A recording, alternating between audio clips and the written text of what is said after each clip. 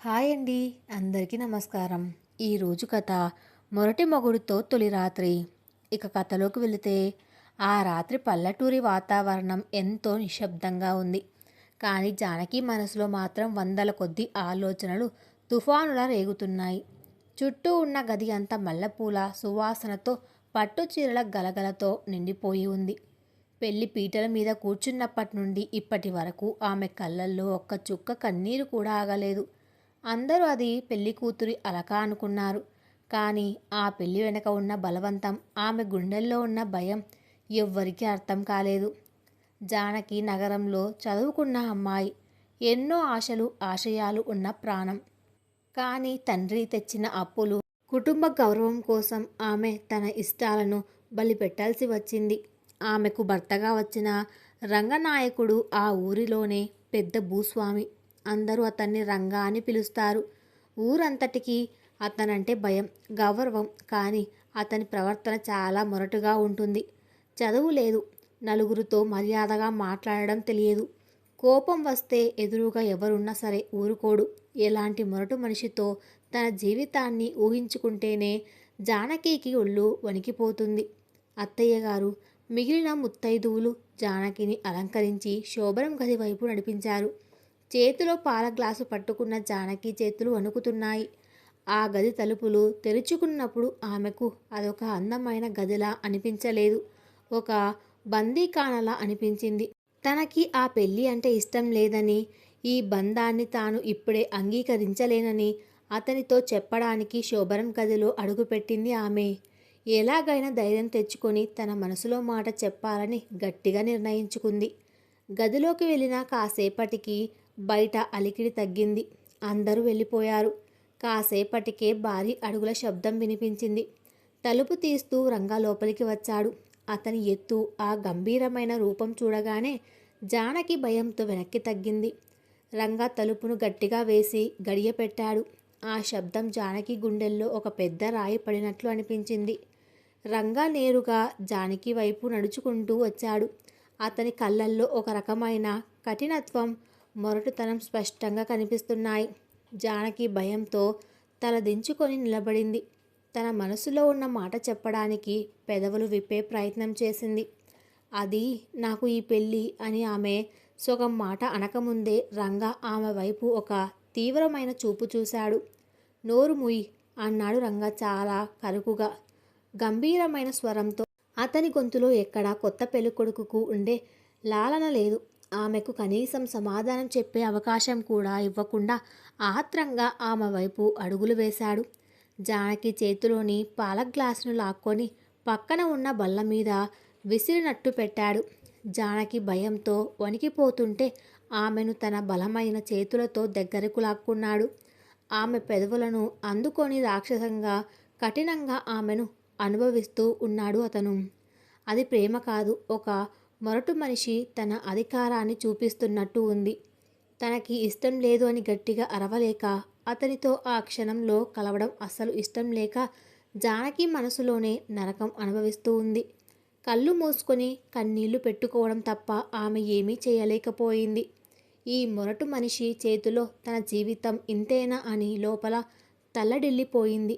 ఆమె శరీరం వణుకుతోంది, మనసు విరిగిపోతోంది. కానీ ఆ తర్వాత జరిగింది చూసి ఆమె ఒక్కసారిగా షాక్ అయింది. ఆమె పెదవులను వదిలేసి ఒక్క ఉదుటిన వెనక్కి తగ్గాడు రంగా. అతని ముఖంలో అంతవరకు ఉన్న ఆతృత మాయమై ఒక వింతైన కఠినత్వం, కోపం కనిపిస్తున్నాయి. జానకి వైపు అసహ్యంగా చూశాడు. ఏంటి నీ కళ్ళల్లో కన్నీళ్ళు?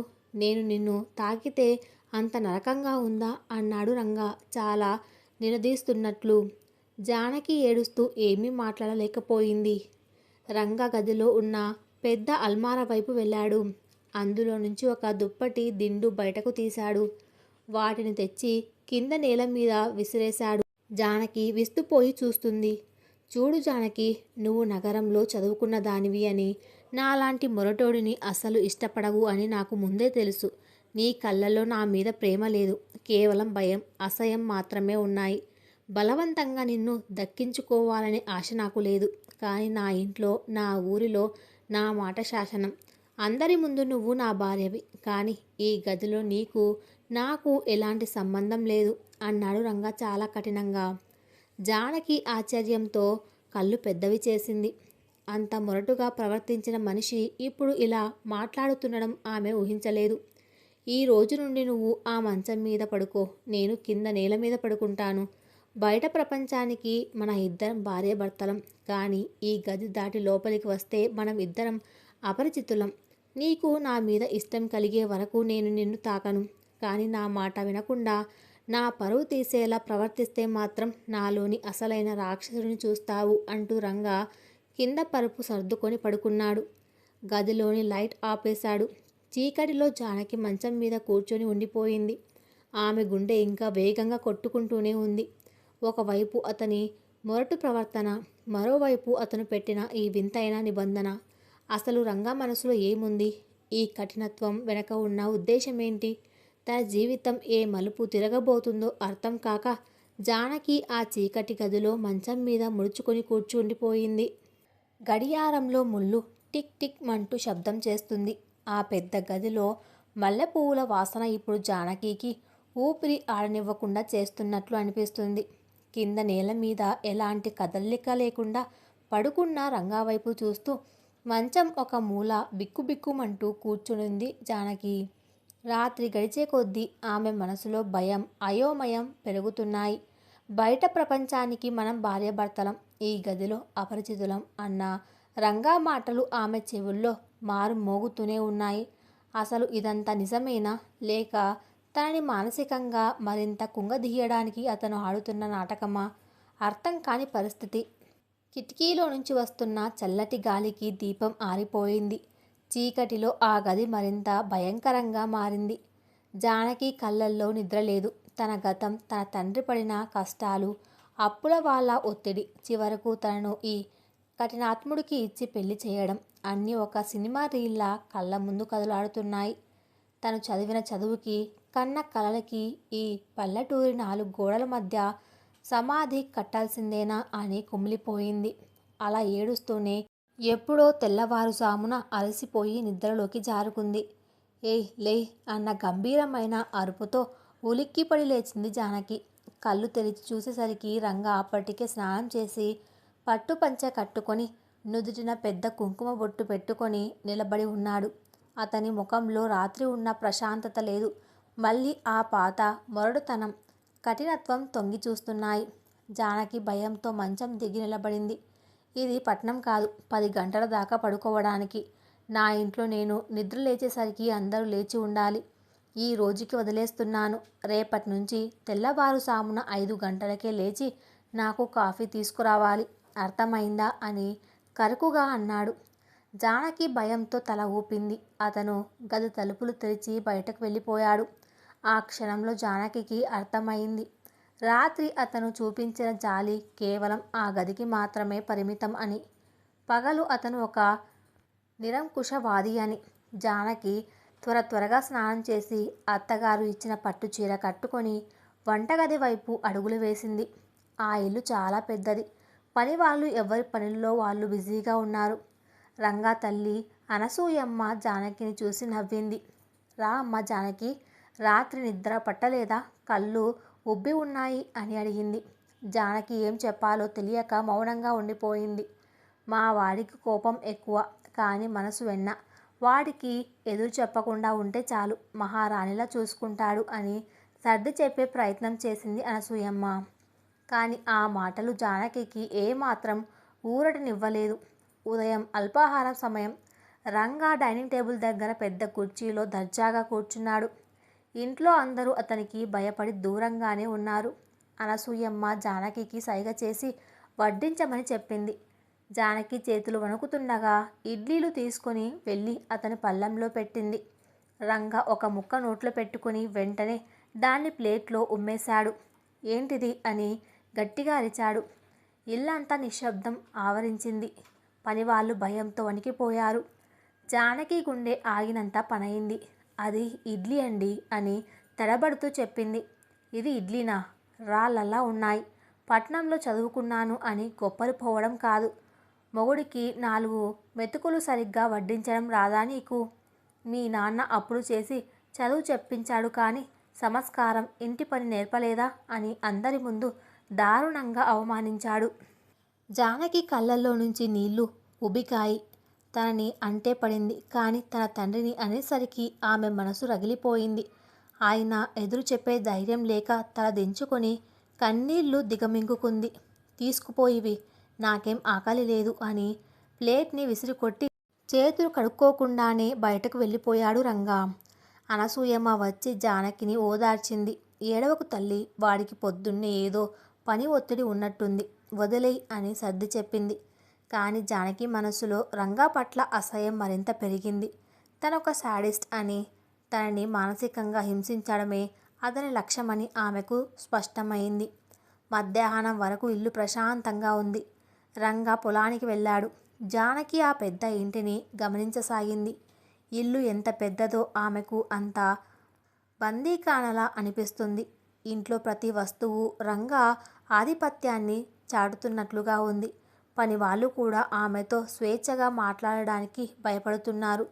రంగా భార్యగా ఆమెకు గౌరవం ఉంది, కానీ ఆ గౌరవం వెనక ఒక భయం దాగి ఉంది. సాయంత్రం 5 గంటలకి రంగా జీపు చప్పుడు వినిపించగానే ఇంట్లో వాతావరణం ఒక్కసారిగా మారిపోయింది. అందరూ అలర్ట్ అయ్యారు. జానకి గుండెల్లో దడ మొదలయింది. రంగా లోపలికి రాగానే అతని కళ్ళు ముందుగా జానకిని వెతికాయి. ఆమె హాల్లో ఓ మూల నిలబడి ఉంది. ఇలా రా అని గంభీరంగా పిలిచాడు. జానకి నెమ్మదిగా అతని దగ్గరకు వెళ్ళింది. సాయంత్రం పూట ఇంట్లో ఇల్లాలు దీపం పెట్టే సమయానికి ఇలా జుట్టు విరబేసుకొని దయ్యంలా తిరగడం నాకు నచ్చదు. వెళ్ళి జడ వేసుకొని కుంకుమ పెట్టుకొని రా.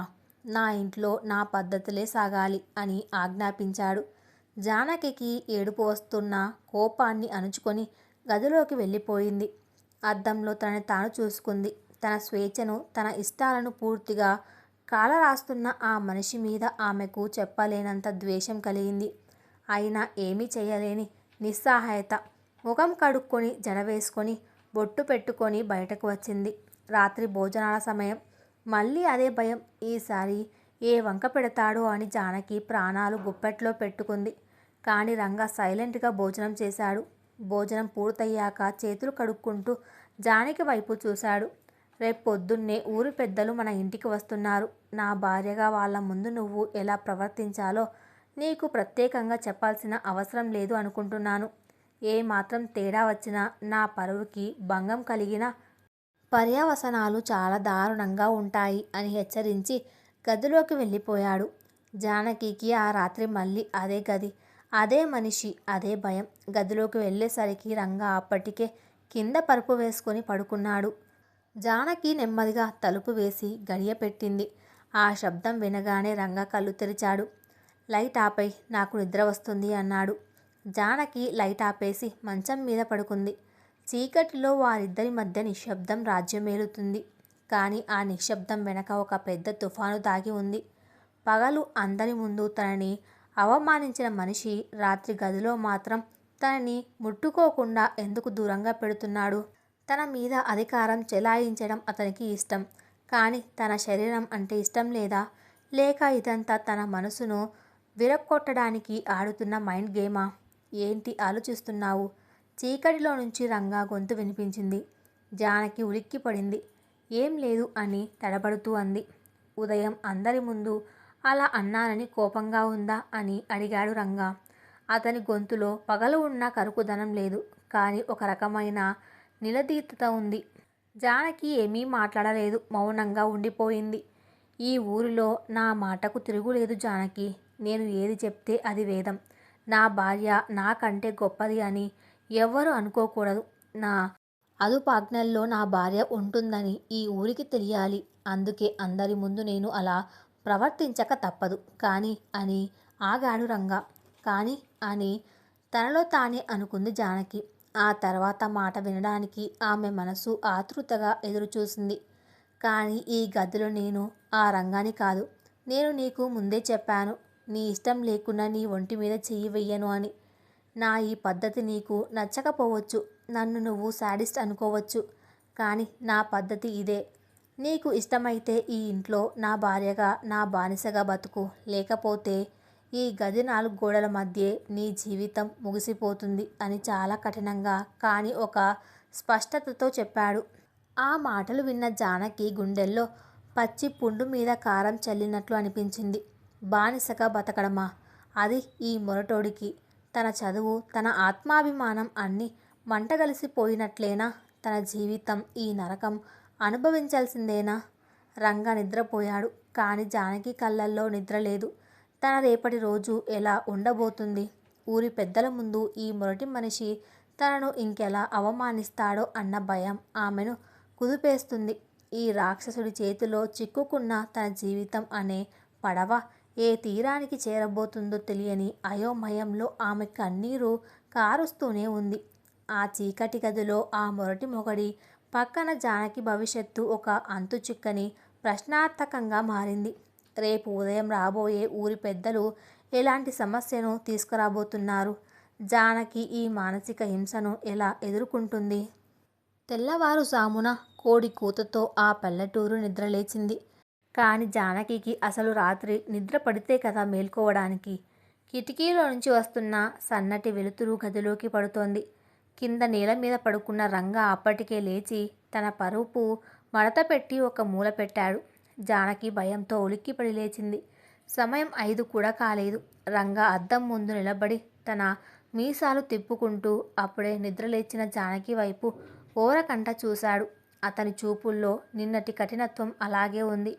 లేచావా మహారాణి? నీకు నిన్ననే చెప్పాను, నా ఇంట్లో అందరికంటే ముందు నువ్వే లేవాలి అని. ఈ రోజుకి వదిలేస్తున్నాను, కానీ ఇంకోసారి ఇలా జరిగితే మర్యాద దక్కదు అంటూ కరుకుగా హెచ్చరించి గది బయటకు వెళ్ళిపోయాడు. జానకి తల దించుకొని మౌనంగా ఉండిపోయింది. కన్నీళ్లు అప్రయత్నంగా చెంపల మీద జారుతున్నాయి. తన తండ్రి ఇంట్లో ఉదయం 7 గంటల వరకు ప్రశాంతంగా నిద్రపోయేది. కాఫీ కప్పుతో నాన్న లేపేవాడు. ఆ రోజులు గుర్తొచ్చి ఆమె గుండె తరుక్కుపోయింది. కానీ ఇప్పుడు ఏడవడానికి కూడా సమయం లేదు.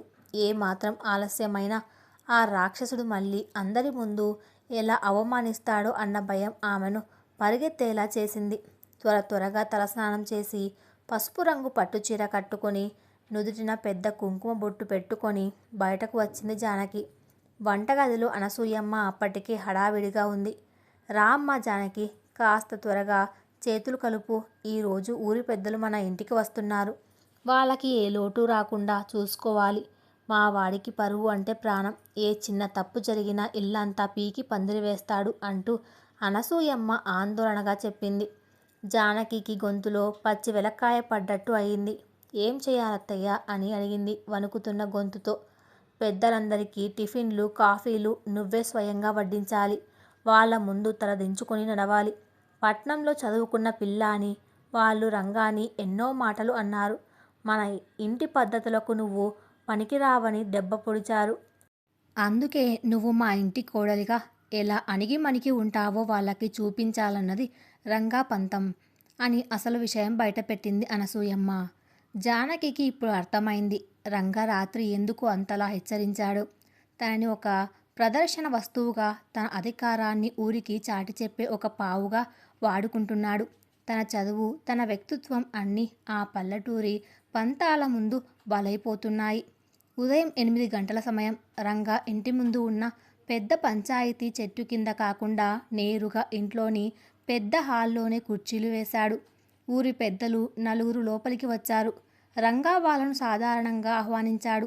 అతను పంచకట్టులో, మెడలో లావుపాటి బంగారు గొలుసుతో ఎంతో గంభీరంగా ఉన్నాడు. ఊరి పెద్దలు కూడా తనకి ఎంతో మర్యాద ఇస్తున్నారు. ఏంటి రంగా, కొత్త పెళ్ళికొడుకువి, ఇంకా ఊరి పనుల మీదే ధ్యాస ఉందా అన్నాడు అందులో ఒక పెద్దాయన నవ్వుతూ. నాకు పెళ్ళైనా ఇంకేదైనా ముందు నా ఊరు, నా పరువు పెద్దాయన.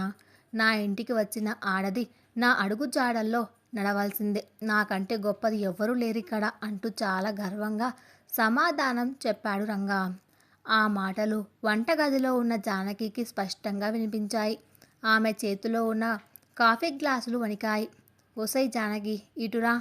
రంగా గొంతు ఇల్లంతా మారుమోగింది. జానకి గుండె వేగంగా కొట్టుకోసాగింది. తల మీద చీర కొంగు కప్పుకొని చేతిలో కాఫీ ట్రే పట్టుకొని వణుకుతున్న అడుగులతో హాల్లోకి వచ్చింది. అందరి చూపులు ఆమె మీదే ఉన్నాయి. ఆమె అందం చూసి ఆ పెద్దలు ఆశ్చర్యపోయారు. ఆమెలోని భయాన్ని వాళ్ళు స్పష్టంగా గమనించారు. రంగా చూపులు జానకిని గుచ్చి గుచ్చి చూస్తున్నాయి.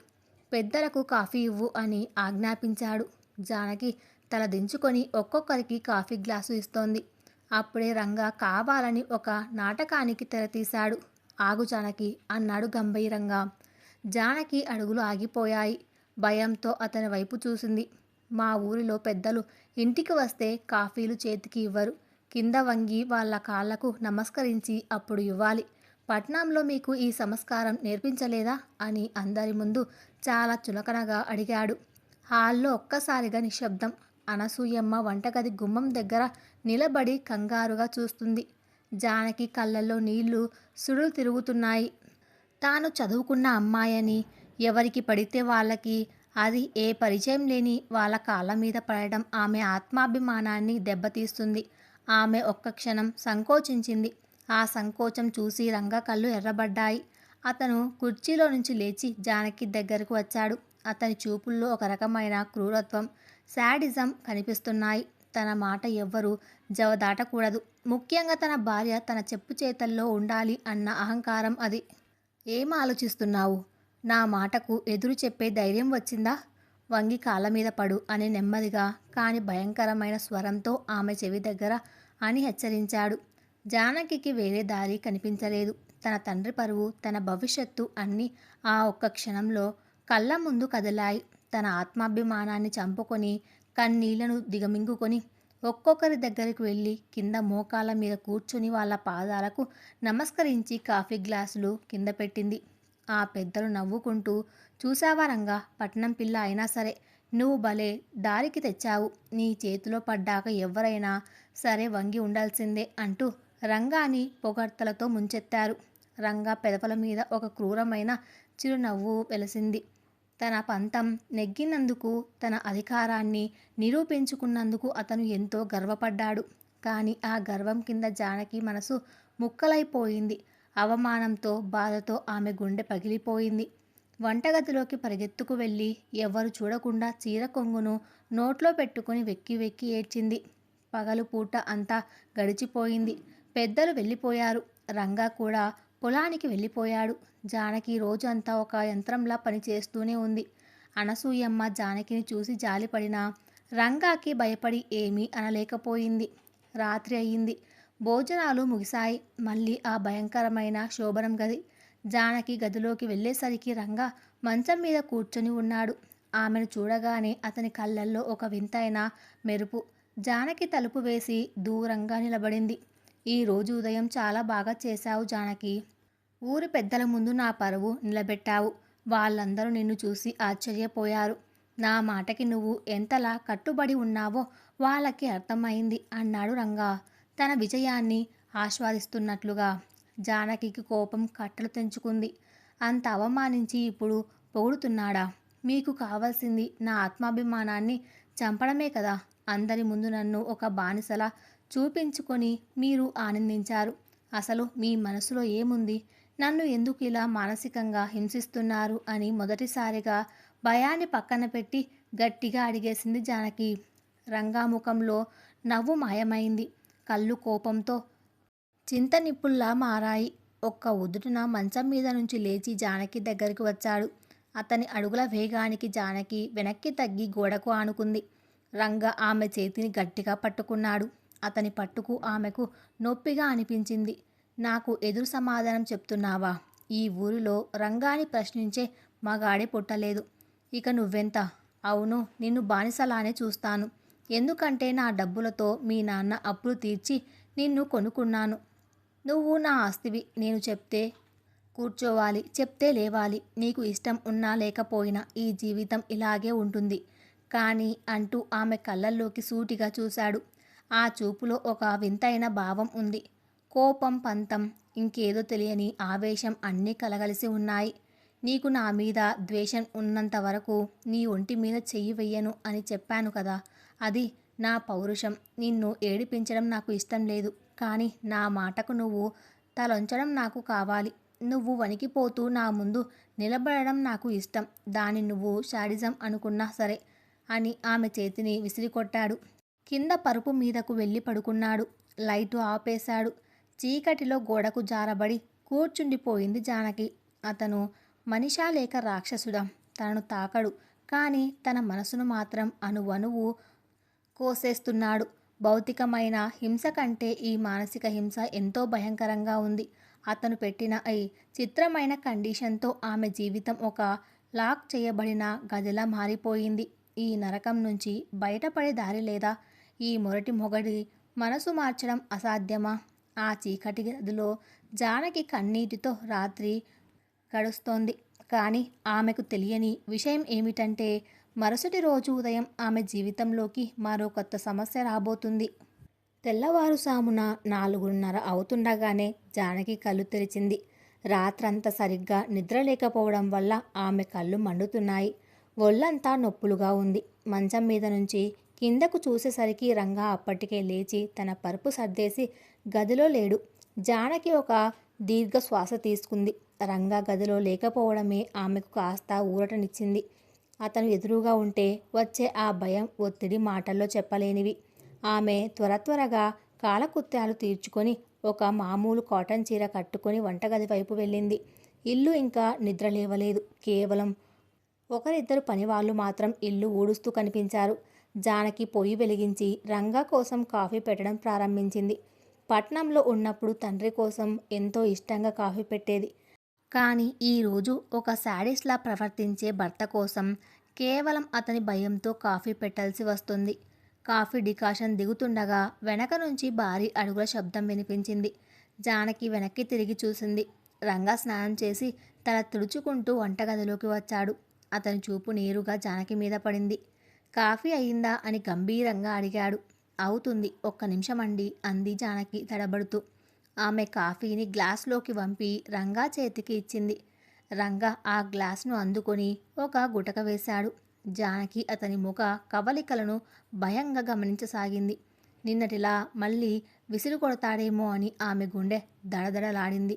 రంగా కాఫీ పూర్తి చేసి గ్లాస్ను పక్కన పెట్టాడు. నిన్నటి కంటే పర్వాలేదు, కానీ నా రుచికి ఇంకా సరిపోలేదు. రాను రాను అలవాటు చేసుకోవాలి అని కరుకుగా అని బయటకు నడిచాడు. రంగా వెళ్ళిపోగానే జానకి గట్టిగా ఊపిరి పీల్చుకుంది. సరిగ్గా ఉదయం 7 గంటల సమయానికి ఇంటి ముందు ఒక పెద్ద కారు వచ్చి ఆగిన శబ్దం వినిపించింది. ఇల్లంతా ఒక్కసారిగా హడావిడి మొదలయ్యింది. అనసూయమ్మ వంటగదిలో నుంచి బయటకు పరిగెత్తింది. జానకి కూడా ఏం జరుగుతుందో తెలియక హాల్లోకి వచ్చి నిలబడింది. కారులో నుంచి ఒక 50 ఏళ్ల మహిళ దిగింది. ఆమె ఒంటి నిండా భారీగా బంగారు నగలు ఉన్నాయి. ముఖంలో విపరీతమైన గర్వం, కళ్ళల్లో కఠినత్వం స్పష్టంగా కనిపిస్తున్నాయి. ఆమె మరెవరో కాదు, రంగా మేనత్త కనకదుర్గమ్మ. ఈ ఊరిలోనే కాకుండా చుట్టుపక్కల గ్రామాల్లో కూడా ఆమె మాటకి చాలా పట్టు ఉంది. రంగాకి ఆమె అంటే ఎనలేని గౌరవం. కనకదుర్గమ్మ లోపలికి వస్తూనే గంభీరమైన స్వరంతో, ఏమే అనసూయ, కొత్త కోడలు వచ్చిందన్నారు. కనీసం అత్తగారు వస్తుంటే ఎదురొచ్చి ఆహ్వానించాలనే విచక్షణ కూడా లేదా ఈ పట్నం పిల్లకి అని గట్టిగా అరిచింది. అనసూయమ్మ కంగారుగా, లేదు దుర్గమ్మ, ఇప్పుడే కారు ఆగింది కదా. జానకి, ఇటురా అమ్మ, అత్తయ్య గారికి నమస్కారం చెయ్యి అంది. జానకి నెమ్మదిగా ముందుకు వచ్చింది. కనకదుర్గమ్మ జానకిని పైనుంచి కింద దాకా ఒక అసహ్యమైన చూపు చూసింది. ఇదేనా నువ్వు తెచ్చిన పట్నం కూడలు? చర్మం రంగు తెల్లగా ఉంటే సరిపోతుందా? ఒంట్లో కాస్తైనా సత్వ ఉందా? ఈ పిల్లి లాంటి పిల్ల మన రంగా పక్కన ఎలా సరిపోతుంది? ఇంటి పనులు, వ్యవసాయం పనులు ఏం చూసుకుంటుంది ఇది అని అందరి ముందు జానకి ఆత్మాభిమానం దెబ్బతినేలా మాట్లాడింది. జానకికి ఆ మాటలు వింటుంటే రక్తం మరిగిపోయింది. తను చదువుకున్న విద్యావంతురాలు, కానీ ఇక్కడ ప్రతి ఒక్కరూ తనను ఒక పని మనిషిలా, కేవలం శారీరక శ్రమ చేసే దానిలాగే చూస్తున్నారు. అప్పుడే రంగా హాల్లోకి ప్రవేశించాడు. కనకదుర్గమ్మను చూడగానే అతని ముఖంలో గౌరవం కనిపించింది. రా అత్త, ఎప్పుడు వచ్చావు అని అడిగాడు. ఇప్పుడే వచ్చాను రంగా. నీ పెళ్ళికి నేను రాలేకపోయాను కదా, అందుకే నీ పెళ్ళాం ఎలా ఉందో చూద్దామని వచ్చాను. కానీ నాకేం నచ్చలేదురా. చాలా పొగరుగా ఉన్నట్టుంది.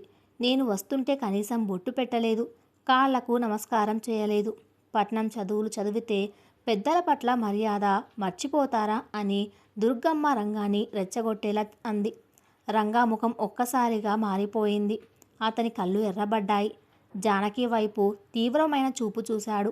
తన అత్త ముందు తన భార్య ఇలా ప్రవర్తించడం అతని అహాన్ని దెబ్బతీసింది. జానకి అని గర్జించాడు రంగా. ఆ అరుపుకు జానకి ఒక్కసారిగా వణికిపోయింది. నీకు నిన్ననే చెప్పాను కదా, నా ఇంట్లో పద్ధతులు ఎలా ఉంటాయో. మా అత్త ఈ ఇంటికి పెద్ద దిక్కు. ఆమె కాళ్లకు నమస్కరించి ఆశీర్వాదం తీసుకో అని చాలా కఠినంగా ఆజ్ఞాపించాడు. జానకి కళ్ళల్లో నీళ్లు తిరిగాయి. నిన్ననే ఊరి పెద్దల కాళ్ళ మీద పడింది. ఈరోజు మళ్ళీ ఈ అహంకారి అయిన అత్త కాళ్ళ మీద పడాలా? ఆమె అలాగే నిలబడిపోయింది. అడుగు ముందుకు వేయలేదు. జానకి ఎదురు తిరుగుతుందని గమనించిన రంగాకి కోపం నశాలానికి అంటింది. అతను జానకి వైపు వేగంగా అడుగులు వేశాడు. ఆమె దగ్గరికి వచ్చి ఆమె కళ్ళల్లోకి సూటిగా చూస్తూ తక్కువ స్వరంతో కానీ భయంకరమైన కరుకుదనంతో అన్నాడు. నా మాటకు ఎదురు తిరిగితే పర్యావసనాలు ఎలా ఉంటాయో నిన్న రాత్రి చెప్పాను కదా. నా పరువు తీయాలని చూస్తే నేను ఎంత రాక్షసుడిగా మారుతానో నీకు చూపిస్తాను. మర్యాదగా వంగి నమస్కారం చెయ్యి. రంగా కళ్ళల్లోని ఆ క్రూరత్వం చూసి జానకి భయపడింది. ఈ మనిషి తనని అందరి ముందు ఏమైనా చేయగలడు అని ఆమెకు అర్థమైంది. వేరే దారి లేక గుండెల్లో బాధను అణుచుకుంటూ కనకదుర్గమ్మ కాళ్ళ మీద పడింది.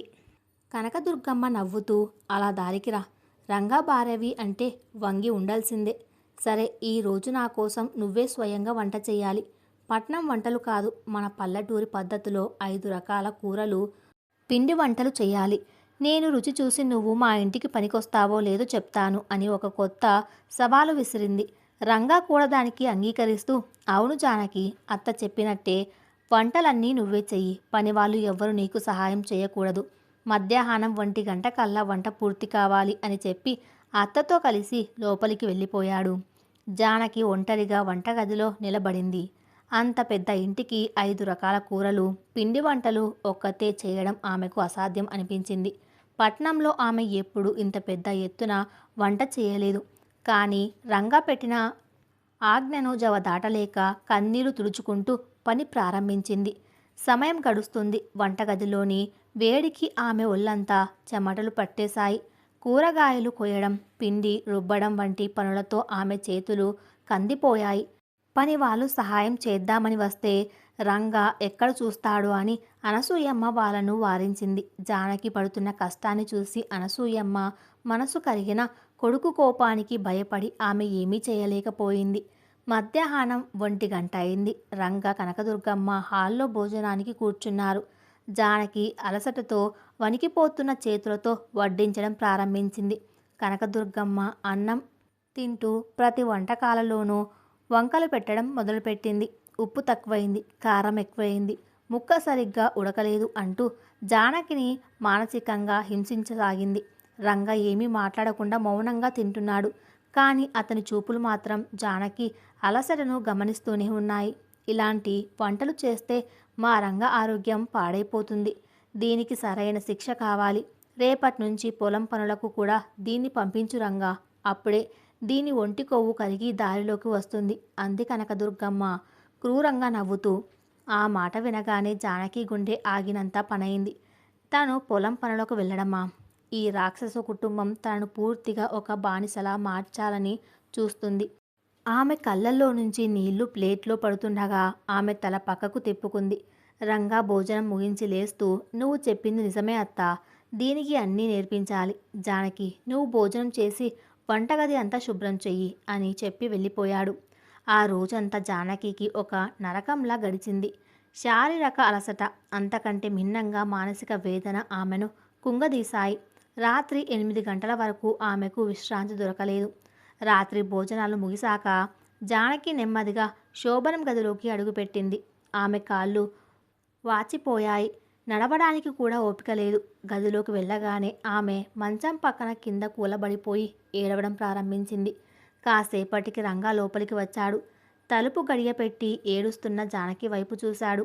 అతని ముఖంలో పగలు ఉన్న ఆ కరుకుదనం కొద్దిగా తగ్గినట్లు అనిపించింది. కానీ ఆ గంభీరత్వం అలాగే ఉంది. అతను అల్మార దగ్గరకు వెళ్ళి ఒక చిన్న బాటిల్ తీశాడు.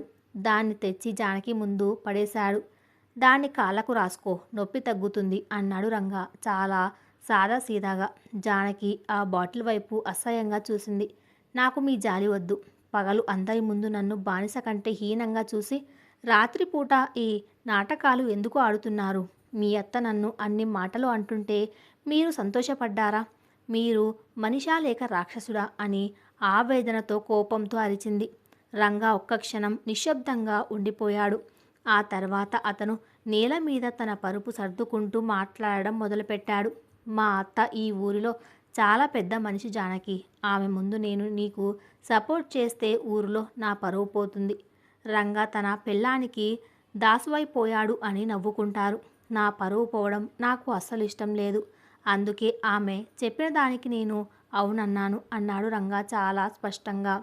అంటే మీ పరువు కోసం నన్ను ఎంతైనా హింసిస్తారా అని ఏడుస్తూ అడిగింది జానకి. నువ్వు నా భార్యవి జానకి. ఈ ఇంటి పద్ధతులకు నువ్వు అలవాటు పడాలి. నా అత్త అన్న మాటల్లో తప్పు లేదు. నువ్వు వంగి ఉంటేనే ఈ ఇంట్లో ప్రశాంతత ఉంటుంది. నేను నీ శరీరాన్ని బలవంతంగా దక్కించుకోను అని చెప్పాను. కానీ నా పరువు కోసం నిన్ను వాడుకుంటాను. దాన్ని నువ్వు శాడిజం అనుకుంటే నీ ఇష్టం అంటూ లైట్ ఆపేశాడు రంగా. చీకటిలో జానకి ఆ నొప్పి నివారణ బాటిల్ని చేతిలోకి తీసుకుంది. రంగా ప్రవర్తన ఆమెకు అస్సలు అర్థం కావడం లేదు. ఒకవైపు తనను ముట్టుకోకుండా గౌరవిస్తున్నట్లు నటిస్తాడు. మరోవైపు తన ఆత్మాభిమానాన్ని ఊరి ముందు బంధువుల ముందు బలి పశువును చేస్తున్నాడు. ఈ మొరటి మొగడి క్రూరమైన మనస్తత్వానికి భవిష్యత్తులో తన ఇంకెన్ని పరీక్షలు ఎదుర్కోవాల్సి వస్తుందోనని జానకి ఆ చీకటిలో భయంతో ముడుచుకుపోయింది. తెల్లవారుజామున 4 గంటలకే కోడి కూతతో పాటు జానకి కళ్ళు తెరిచింది. రాత్రంతా ఆ నొప్పి నివారణ తైలం రాసుకున్న నిన్న చేసిన వంటల కష్టానికి ఆమె ఒళ్ళు విరిచిపడేస్తుంది. ఒళ్ళంతా నొప్పులతో ఉంది. ఒకవైపు శారీరక అలసట, మరోవైపు ఈ ఇంట్లో తను బతుకుతున్న విధానం గురించి ఆలోచిస్తుంటే వచ్చే మానసిక వేదన. రెండూ కలిసి ఆమెను ఉక్కిరి బిక్కిరి చేస్తున్నాయి. గదిలో రంగా అప్పటికే లేచి తన పరుపులను మడతపెట్టి ఒక మూల ఉంచాడు. అద్దం ముందు నిలబడి తన గడ్డాన్ని సరిచేసుకుంటున్నాడు. అతను తనని గమనిస్తున్నాడని తెలిసినా కూడా జానకి కదలలేక అలాగే మంచం మీద కూర్చుండిపోయింది. ఏంటి ఈరోజు కూడా పనులు మొదలు పెడదామా అని అద్దం ద్వారానే చూస్తూ అన్నాడు రంగా. అతని గొంతులో ఎప్పటిలాగే కఠినత్వం ఉంది. జానకి మంచం దిగి తల దించుకొని మౌనంగా ఉండిపోయింది. ఆమెకు తెలుసు ఇప్పుడు తను ఏం మాట్లాడినా అది గొడవకు దారి తీస్తుందని. రంగ ఏమీ మాట్లాడకుండా గది బయటకు వెళ్ళిపోయాడు. అది ఆమెకు అలవాటైపోయింది. అతను లేకపోతే ఈ గదిలో గాలి పీల్చుకోవడం సాధ్యమవుతుంది. కిందకు వెళ్ళగానే హాల్లోనే కూర్చొని టీ తాగుతున్న కనకదుర్గమ్మ కనిపించింది. ఆమె కళ్ళు జానకిని చూడగానే ఒక విధమైన వెటకారంతో మెరిశాయి. ఏమే జానకి, కోడికూత కూసినా ఇంకా పడుకునే ఉన్నావా? పట్నంలో అయితే 11 దాకా పడుకుంటారేమో, కానీ ఇక్కడ అది కుదరదు అంది. జానకి తల వంచుకొని లేదత్తయ్యా, ఇప్పుడే లేచాను అని మెల్లగా చెప్పింది. లేచావులే. ఈ రోజు నుంచి వంటగది గొడవలు వదిలేయ్. నువ్వు ఆ పనికి పనికిరావని నిన్ననే అర్థమైంది. ఈ రోజు నుంచి నువ్వు పొలం పనులకు వెళ్ళాలి. రంగా తోటలో కూలీలందరూ పనిచేస్తున్నారు. వాళ్ళకి భోజనాలు తీసుకువెళ్ళి అక్కడ నీళ్లు అందించాలి. ఆ తర్వాత వాళ్ళతో పాటు కలుపు తీసే పనులు కూడా చెయ్యాలి అని కొత్త బాంబు పేల్చింది. జానకి కళ్ళు పెద్దవి చేసి అత్తగారి వైపు చూసింది. పొలం పనులా? ఎండలో మండుతూ బుదరలో దిగుతూ ఆ పని చేయడం తన వల్ల అవుతుందా? అత్తయ్య, నాకు ఆ పనులు అలవాటు లేదు అని భయంగా చెప్పబోయింది. అలవాటు లేకపోతే అలవాటు చేసుకోమంటున్నాను. ఎండలో తిరిగితేనే నీకు కష్టమేంటో తెలుస్తుంది. అప్పుడే రంగ కష్టపడి సంపాదించే ప్రతి రూపాయి విలువ అర్థమవుతుంది. పట్నంలో పెరిగిన నీకు ఈ ఊరి నేల వాసన తెలియాలి అంటూ కనకదుర్గమ్మ రంగా వైపు చూసింది. రంగా అప్పటికే అక్కడికి వచ్చాడు. తను అత్తగారి మాటలకు మద్దతు ఇస్తున్నాడని చెప్పడానికి తల ఊపాడు. అత్త చెప్పింది విన్నావా జానకి? సిద్ధంగా ఉండు, 10 నిమిషాల్లో బయలుదేరదాం అని ఆజ్ఞాపించాడు. జానకికి ఏడుపు తన్నుకొచ్చింది. తన చదువు, తన ఆశయాలు, తన ఆత్మగౌరవం అన్నీ ఈ మనుషుల అహంకారానికి బలైపోతున్నాయి. గత్యంతరం లేక మొహం కడుక్కొని పనికి తగినట్లుగా పాత చీర కట్టుకొని బయటకు వచ్చింది. రంగ తన బుల్లెట్ బైక్ మీద సిద్ధంగా ఉన్నాడు. జానకి వెనక కూర్చుంది. ఊరి రోడ్ల మీద గాలికి ఆమె జుట్టు అస్తవ్యస్తంగా ఎగురుతుంది. తన జీవితం కూడా ఆ గాలిలో ఆకులా ఎగురుతుందని ఆమెకు అనిపించింది. పొలాల్లోకి వెళ్ళగానే చుట్టూ ఉన్న వాతావరణం కొత్తగా ఉంది. పచ్చని వరి పొలాలు, ఎండ, దూరం నుంచి వినిపిస్తున్న కూలీల అరుపులు. రంగా బైక్ ఆపి, ఇక్కడ దిగు, ఆ సంచిలో భోజనాలు ఉన్నాయి, కూలీలందరికీ వడ్డించు. ఆ తర్వాత ఇక్కడ కలుపు తీసే పని ఉంది, అది కూడా పూర్తి చెయ్యి. సాయంత్రం 4 గంటల వరకు నేను ఇక్కడే ఉంటాను, నీ పని చూస్తాను అన్నాడు. జానకి తల ఊపి ఆ సంచిని భుజాన వేసుకుని బురదలో అడుగుపెట్టింది. ఆ బురద తన కాళ్లకు తగులుతుంటే ఆమెకు అసహ్యం వేసింది. పట్నంలో తన స్నేహితులతో కలిసి క్యాంటీన్లో కాఫీ తాగిన రోజులు గుర్తొస్తున్నాయి. ఇప్పుడు తాను ఈ బురదలో కూలీల మధ్య, ఆ పరిస్థితి తలుచుకుంటే గుండె పగిలింది. మధ్యాహ్నం ఎండవేడికి ఆమె ఒళ్ళంతా చెమటలు పట్టి తల తిరుగుతుంది. కూలీలందరికీ భోజనాలు వడ్డించి అలసిపోయి పక్కనే ఉన్న చెట్టు కింద కూర్చుంది. రంగ తన వ్యవసాయ పనుల్లో బిజీగా ఉన్నాడు. ఎక్కడికి అక్కడ పనివాళ్లను కంట్రోల్ చేస్తూ తన అధికారాన్ని ప్రదర్శిస్తున్నాడు. అతను ఆ పనిలో ఎంత నిమగ్నుడయ్యాడంటే తన భార్య చెట్టు కింద పడిపోయిందని కూడా మర్చిపోయినట్టు కనిపిస్తున్నాడు. కాసేపటికి జానకి నిలబడి కలుపు తీసే పని మొదలుపెట్టింది. ఆమెకు ఆ పని తెలియదు. పొరపాటున ఒక వరి మొక్కను పీకేసింది. పక్కనే ఉన్న కూలి ఒక మహిళ, అమ్మగారు, అది వరి మొక్క, అది తీయకూడదు అని గట్టిగా అరిచింది. ఆ అరుపుకు రంగా అటువైపు చూశాడు. కోపంగా ఆమె దగ్గరికి వచ్చాడు. జానకి భయంతో వణికిపోయింది. ఏంటిది? కనీసం వరి మొక్కకి కలుపు మొక్కకి తేడా తెలియదా నీకు? అందరి ముందు పరువు తీస్తున్నావు అని అందరూ చూస్తుండగానే అరిచాడు. జానకి ఏడుస్తూ, నాకు తెలియదు రంగా, నాకసలు ఈ పనులు రావు అని చెప్పాను కదా అంది దీనంగా. అందుకే నేర్చుకోమనేది. నా భార్య అమాయకురాలిలా నటిస్తే ఊరుకోను.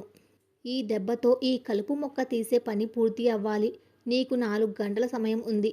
అప్పటికి ఈ వరుస అంతా అయిపోవాలి అని హెచ్చరించి వెళ్ళిపోయాడు. జానకి కళ్ళల్లో నీళ్లు సుడులు తిరుగుతుండగా మండుతున్న ఎండలో మళ్ళీ వంగి పనిచేయడం మొదలుపెట్టింది.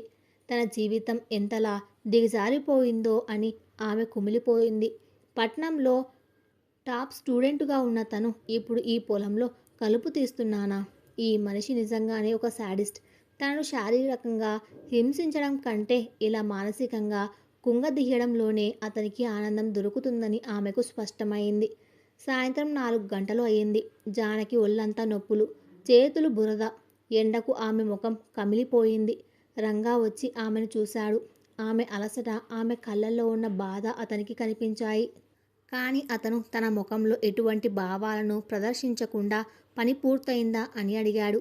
అయింది అని చాలా నీరసంగా చెప్పింది జానకి. రంగా ఒక్క క్షణం ఆమె వైపు చూశాడు. సరే, బైక్ ఎక్కు, ఇంటికి వెళ్దాం అన్నాడు. దారిలో జానకి ఏమీ మాట్లాడలేదు. ఇంటికి రాగానే కనకదుర్గమ్మ ఎదురొచ్చింది. ఏంటి, కోడలికి పని నేర్పించావా రంగా అని అడిగింది వెటకారంగా. రంగా ఏమీ సమాధానం ఇవ్వకుండా లోపలికి నడిచాడు. జానకి మాత్రం గదిలోకి వెళ్ళి తలుపు గడియ పెట్టుకొని మంచం మీద పడిపోయింది. ఆ రోజు రాత్రి ఆమెకు బాగా జ్వరం వచ్చింది. అలసట, ఎండవేడికి ఆమె శరీరం సహకరించలేదు. అర్ధరాత్రి జానకి అపస్మారక స్థితిలో ఉన్నట్టుగా ఉంది. కళ్ళు తెరవలేకపోతుంది. ఒళ్ళంతా నిప్పులా కాలుతోంది. రంగ గదిలోకి రాగానే ఆమె పరిస్థితిని గమనించాడు. ఆమె కళ్ళు మూసుకొని మూలుగుతుంది. రంగా దగ్గరకు వచ్చి ఆమె నుదుటి మీద చేయి పెట్టాడు. అది చాలా వేడిగా ఉంది. జానకి అని పిలిచాడు. జానకి నుంచి సమాధానం లేదు. రంగా కళ్ళల్లో అప్పటి వరకు ఉన్న కఠినత్వం ఒక్కసారిగా మాయమై ఒక రకమైన ఆందోళన కనిపించింది. అతను వెంటనే బయటకు వెళ్ళి కొంచెం నీళ్లు, తడిగుడ్డ తెచ్చాడు. ఆమె నుదుటి మీద గుడ్డతో కాపడం పెట్టడం మొదలుపెట్టాడు. జానకి కళ్ళు మెల్లగా తెరిచింది. తన పక్కన రంగా కూర్చొని తనకు కాపడం పెడుతుండడం చూసి ఆమె ఆశ్చర్యపోయింది. కళ్ళు మూసుకొని మళ్ళీ తెరిచింది. తాను కలకంటున్నానా? ఈ మనిషి తనని హింసించేవాడు కదా, ఇప్పుడు ఎందుకు ఇలా చేస్తున్నాడు? ఏమైంది రంగా, నన్ను ఇంకా హింసించాలనుకుంటున్నారా అని చాలా బలహీనంగా అడిగింది. రంగా ఆగిపోయాడు. ఆమె వైపు చూసి, నువ్వు మూర్ఖురాలివి జానకి, నీ ఆరోగ్యం బాలేదని నాకు తెలుసు, అయినా ఎందుకు అంత కష్టపడ్డావు అన్నాడు గంభీరంగా. మీరు కదా పొమ్మన్నారు అంది కన్నీళ్లతో. రంగా ఒక నిమిషం నిశ్శబ్దంగా ఉండిపోయాడు. అవును, నేను అన్నాను, కానీ నీ ప్రాణాల మీదకు వస్తుందని నేను అనుకోలేదు అని తలదించుకున్నాడు. జానకికి అర్థమైంది, రంగ ఒక శాడిస్ట్ కాదు, అతను ఒక అహంకారి మాత్రమే. తన పరువు, తన అత్తగారి ముందు తను గొప్పగా ఉండాలి అన్న పిచ్చి కోరిక తప్ప అతనికి తనని చంపాలనే ఉద్దేశం లేదు. కానీ ఆ అహంకారం ఎంత దారుణమైనదంటే అది తనని శ్వాస తీసుకోవడానికి కూడా వదలడం లేదు. ఆ రాత్రి ఆమె జ్వరంలో ఉన్నా కూడా రంగా ఆమె పక్కనే ఉండి కాపడం పెట్టాడు. అతను ఆమెను తాకలేదు, ఆమెకు ఇష్టం లేకుండా ఏమీ చేయలేదు. కానీ ఆ గదిలో ఉన్న నిశ్శబ్దం, వారిద్దరి మధ్య ఉన్న దూరం ఒక కొత్త ప్రశ్నను లేవనెత్తింది. అతను తనను ద్వేషిస్తున్నాడా, లేక తనలో తాను ఏదో కోల్పోయాడా? జానకి కళ్ళు మూసుకొని ఆలోచిస్తుంది. మరుసటి రోజు ఉదయం కనకదుర్గమ్మ మళ్ళీ ఏం కొత్త పరీక్ష పెట్టబోతుంది? ఈ జ్వరం నుంచి తను ఎలా కోలుకుంటుంది? ఈ రాక్షసుడితో తన జీవితం ఇంకెన్నాళ్ళు? కథ ఇంకా ఉంది, అది నెక్స్ట్ పార్ట్లో కొనసాగించబడుతుంది. Thanks for listening.